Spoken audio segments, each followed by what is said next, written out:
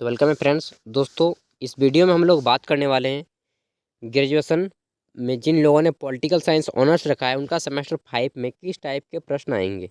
तो सेमेस्टर 5 का first paper, जिसे आप सेमेस्टर 5 कोर पेपर 11 भी बोल सकते हैं। ठीक, आइए देखते हैं। Core paper 11 semester 5 political science 2022 में एग्ज़ाम हुआ है। आज ही एग्ज़ाम हुआ है, यानी कि आज को नहीं, अप्रैल महीना में एग्ज़ाम हुआ है, अप्रैल 2022 में।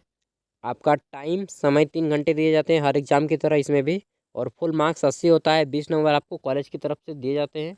कुल मिलाकर आपके जो पासिंग मार्क्स होते हैं 25 नंबर के होते हैं। अब आइए देखते हैं, यहाँ पे कुछ इंस्ट्रक्शन दिए गए हैं कि answer any for question in which question 1 is compulsory. किन्हीं 4 प्रश्नों के उत्तर देने हैं जिसमें से प्रश्न संख्या 1 अनिवार्य है। ठीक, प्रश्न संख्या 1 आपका 2 भागों में बांटा गया है, ग्रुप ए और ग्रुप बी। ग्रुप ए में 10 ऑब्जेक्टिव टाइप के प्रश्न हैं और ग्रुप बी में 5 अंकों के 2 प्रश्न हैं। अब आइए देखते हैं कि क्या क्या प्रश्न हैं। तो सबसे पहले 1 का A, choose correct answer from the given options. A नंबर है, पहला ए नंबर, विचारधारा शब्द की पहली बार प्रयोग कब हुआ। विचारधारा शब्द का पहली बार प्रयोग कब हुआ था। When was the world ideology first time use. तो डेट कब हुआ था वो आपको बताना था, और किसने किया था वो आपको भी याद कर लीजिए, क्योंकि ये जरूरी है। स्टेट डी त्रेसी ने इसको दिया था, और कब दिया था, 28 मई 1796 में। दूसरा ऑप्शन है 23 मई 1797, 26 मई 1821, और नन ऑफ दिस, यानी इनमें से कोई नहीं। बी नंबर है आपका, उदारवादी विचारधारा का मुख्य प्रतीक क्या है। What is the main sign of liberal ideology. तो उदारवादी विचारधारा का मुख्य प्रतीक क्या है। पहला है सहनशीलता, टॉलरेंस। दूसरा है आपका विचारधारा आइडियोलॉजी। ऑप्शन सी है आपका आत्मनिर्भरता, सेल्फ डिपेंडेंट। और चौथा है आपका विश्वसनीयता, क्रेडिबिलिटी। नेक्स्ट हम देखते हैं ऑप्शन प्रश्न संख्या सी, 1 का सी, नव उदारवाद ब्रिटेन की भाषा में क्या कहा जाता है। नव उदारवाद को ब्रिटेन की भाषा में, यानी कि इंग्लैंड की भाषा में क्या कहा जाता है। New liberalism in British language is called, किस नाम से कॉल्ड किया जाता है उसको। चैथरवाद। ठीक, दूसरा है आपका गिरनवाद। तीसरा है आपका फ्रोको, और चौथा है आपका हायक। नेक्स्ट हम देखते हैं, हमारा डी नंबर प्रश्न आता है, नव उदारवाद का उदय कब हुआ। When did new liberalism come into existence. तो पहला ऑप्शन है आपका 1960, दूसरा 1965, तीसरा 1970, और चौथा है 1975। ई नंबर है आपका, मार्क्सवाद की करिल्लो की पुस्तक का प्रकाशन कब हुआ। Book of Marxist S Carrillo was edited in which year. तो कब इसका एडिशन हुआ था, डेट बताना है। 1972, 1974, 1970 और 1978।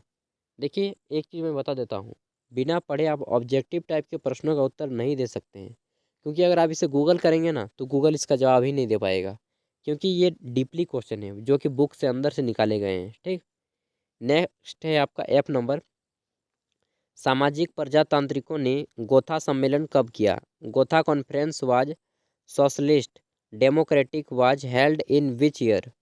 पहला ऑप्शन है आपका 1870, दूसरा ऑप्शन है 1873, तीसरा 1875 और चौथा 1878। नेक्स्ट है आपका, फांसीवादी का जनक कौन है। Who was the founder of fascism. तो फासिज्म का जनक है दोस्तों मुसोलिनी।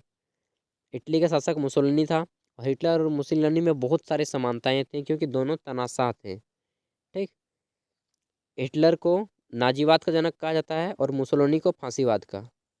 नेक्स्ट है आपका एच नंबर, अराजकता शब्द की उत्पत्ति किस भाषा से हुई है। From which language anarchism word has come. तो अराजकता शब्द किस भाषा से आया है, यूनानी यानी कि ग्रीक। दूसरा है फ्रेंच, तीसरा है जर्मन, और चौथा है अंग्रेजी। नेक्स्ट है आपका आई नंबर क्वेश्चन, अनार्किया शब्द का अर्थ क्या है। मीनिंग ऑफ एनार्किया इज, पहला है पावर, दूसरा है गवर्नेंस यानी कि शासन का संचालन, तीसरा है आपका शासन का अभाव यानी कि एब्सेंट ऑफ गवर्नेंस, और चौथा है आपका नन ऑफ दिस, यानी कि इनमें से कोई नहीं। नेक्स्ट है आपका जे नंबर, फर्स्ट वर्ल्ड, पहला हिंदी पढ़ेंगे, प्रथम अंतर्राष्ट्रीय मजदूर संगठन किसने बनाया? First world labour organisation was made by. तो पहला ये जो संघ है किसके द्वारा बनाया गया था? पहला है लेनिन, दूसरा है आपका कार्ल मार्क्स, तीसरा है एंजेलो और चौथा है स्टालिन। नेक्स्ट हम देखते हैं यहाँ पे 1 का बी नंबर। इसमें बोला जा रहा है कि right short notes on any two of the following, और 5 अंकों के 2 प्रश्नों के उत्तर देने हैं, 10 नंबर मिल जाएगा। यानी कि प्रश्न संख्या 1 भी आपका 20 नंबर का था, 10 ऑब्जेक्टिव थे और 10 नंबर आपको लिखना है, 5 अंकों के 2 प्रश्न। प्रत्येक प्रश्न आपका 20 मार्क्स का है, जिसमें से ये प्रश्न आपका जो है कंपलसरी है। अब आइए देखते हैं 5 अंकों के प्रश्नों का उत्तर आप लगभग 100 शब्दों में दे दीजिए। 100 शब्द मतलब कि एक खड़ा पन्ना का एक साइड, इसे आप एक पेज बोलेंगे, ठीक। पहला है आपका राजनीतिक विचारधारा का अर्थ बताना है, यानी कि meaning of political ideology. B number है आपका राजनीतिक विचारधारा की विषय वस्तु, कंटेंट ऑफ पॉलिटिकल आइडियोलॉजी। और तीसरा है आपका सर्वाधिकारवादी दृष्टिकोण, यानी कि टोटलिटेरियन व्यू है, सॉरी। और डी नंबर है आपका अराजकतावादियों की कार्य पद्धति, वर्किंग मेथड ऑफ एनार्किज्म। तो ये हो गए। अब यहाँ पे आपका आता है प्रश्न संख्या 2, और प्रत्येक प्रश्न आपका 20 नंबर का है। 20 अंकों के प्रश्नों का उत्तर दोस्तों आपको 4 पेज में देना है। 4 पेज बोले तो 2 खड़ा पन्ना, ठीक। काफ़ी होता है, लिखते लिखते उतना में ही आपका हालत ख़राब हो जाएगा अगर आप प्रयास नहीं करते हैं। तो प्रयास करते हैं तो मेहनत करने वालों के लिए कुछ भी दिक्कत नहीं होता है। देखिए, तो पहला है राष्ट्रवाद क्या है, इसकी प्रमुख तत्वों की विवेचना करें। और discuss nationalism, what are its essential element. B number है आपका साम्यवाद क्या है, इसकी विशेषताएं बताएं। What is communism, what are its feature. लोकतांत्रिक समाजवाद क्या है, 4 नंबर क्वेश्चन है, इसके सिद्धांतों को लिखें। Discuss democratic socialism, what are its principle. सभी 20 नंबर के हैं, ठीक। नेक्स्ट है आपका अराजकतावाद क्या है, इसकी विशेषताएं बताएं। Discuss anarchism, what are its feature, 20 नंबर का है। नेक्स्ट है आपका उदारवाद क्या है, इसकी विशेषताएं बताएं। What is liberalism, what are its features. Next है आपका मार्क्सवाद क्या है, इसके सिद्धांतों का विवेचना करें। Discuss Marxism, write its principle. 8वां प्रश्न है नव उदारवाद क्या है, इसकी विशेषताओं की आलोचनात्मक व्याख्या करें। What is new liberalism, critical evaluate its features. तो दोस्तों ये थे आपके सेमेस्टर 5 पॉलिटिकल साइंस ऑनर्स यानी कि राजनीतिक विज्ञान ऑनर्स में पहला पेपर, जिसे आप कोर पेपर 11 भी बोलते हैं। अब बहुत से लोग के मन में सवाल होगा कि ये क्वेश्चन होगा, डाउट होगा कि ये किस यूनिवर्सिटी का है। तो दोस्तों आप भारत की किसी भी यूनिवर्सिटी से हैं, भारत के सभी यूनिवर्सिटी का लगभग सेम ही सिलेबस होता है, ठीक।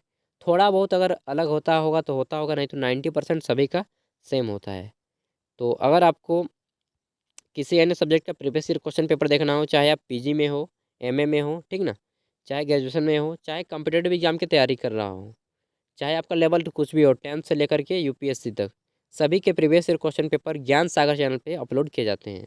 आपको प्रीवियस ईयर क्वेश्चन पेपर देखना है मतलब कि चैनल पे आ जाना है। और दोस्तों इतनी मेहनत से देखिए यार, अभी सर दर्द कर रहा है फिर भी आपके लिए वीडियो बना रहा हूँ, क्योंकि ये मेरा काम है, ठीक ना।